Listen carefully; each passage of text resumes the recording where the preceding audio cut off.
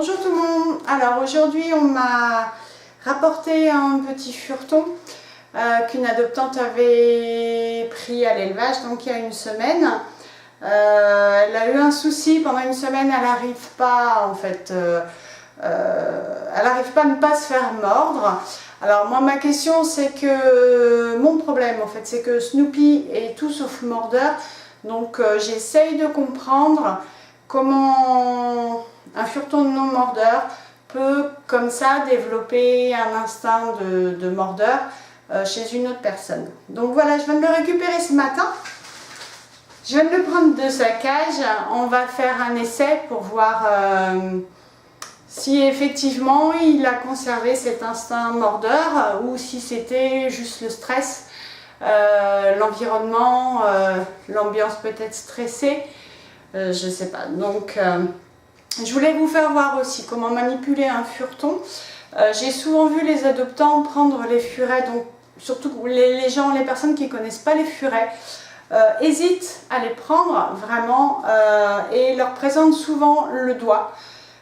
Pourquoi? Je ne sais pas, ou le nez. Voilà, donc chose à ne pas faire parce que c'est voilà, c'est tentant. Le furet, il ne faut pas non plus se voiler la face, il sait mordre. C'est une façon d'expression pour lui aussi, donc si on lui tend la carotte, eh ben, il va la prendre. Donc moi, déjà, un furet, moi pour le manipuler, j'y vais pas de main morte, comme on dit, c'est-à-dire que le chef c'est moi, c'est pas lui, j'en fais ce que je veux. Il faut vraiment qu'il sente, déjà qu'il n'ait pas le temps du tout de prendre ses repères pour me chiquer, quand il est petit en tout cas. Voilà, je le prends comme ça, je l'agite, je le frotte de partout comme ça, je le prends comme ça. Et puis pour la morsure, en fait, je propose mon doigt comme ça, mes doigts pliés déjà parce que c'est plus dur pour lui de les attraper. Et ensuite parce que voilà, il y a un petit peu moins de prise.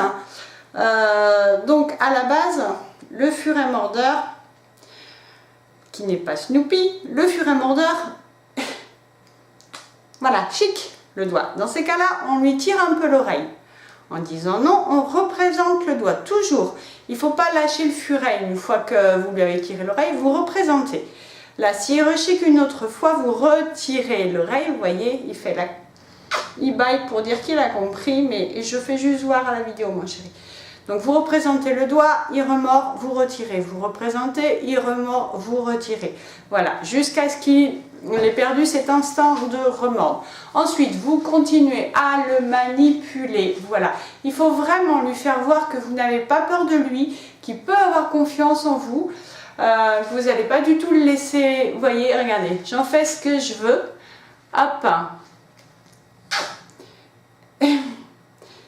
Et il ne mord pas, donc je pense que ça devait être le stress, je ne sais pas, voilà, parce qu'effectivement, moi mon souci c'est que quand je dis aux adoptants que le furet est non mordeur, si j'ai des appels le lendemain où on me dit qu'il l'a mordu à 100, j'essaye de comprendre, voilà, je veux bien croire, hein, la personne était vraiment de bonne foi. J'essaye juste de comprendre, le furet ne mord pas à 100 pour rien.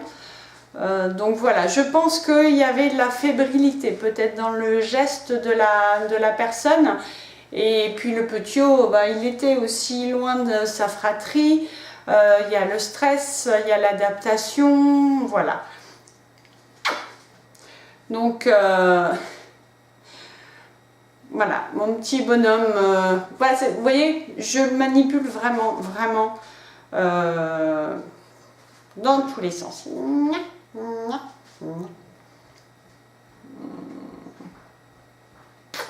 Tu es des bêtes à bisous, hein. Voilà, bon, moi c'était mon cours sur la manipulation. Je sais qu'il y en a, vite fait, qui le prennent par la peau du cou et qui leur tapote le museau en disant non, non, non. Je faisais ça aussi au début, j'ai arrêté parce que c'est un peu violent, je pense. Le furet il sent qu'il a été soumis et bon, il n'est pas dans de bonnes dispositions, que si on tire vraiment juste l'oreille à peine, il n'y a pas de domination, il n'y a pas de soumission, c'est juste un petit signal pour lui dire non, non, non. Voilà, et ça se passe, j'ai fait ça toute cette année et j'ai eu que des amours. Voilà, les adoptants qui ont eu des furets d'ici s'en plaignent pas. Voilà, à part du gros féroce là. Donc voilà, donc ce petit bouchon, et ben pour moi c'est non mordeur. Je ne sais pas ce que vous en pensez. En tout cas, voilà, à savoir ne jamais oublier qu'un furet qui est stressé peut mordre, donc c'est aussi à nous de faire attention. Voilà, au revoir. Tu dis au revoir. Au revoir.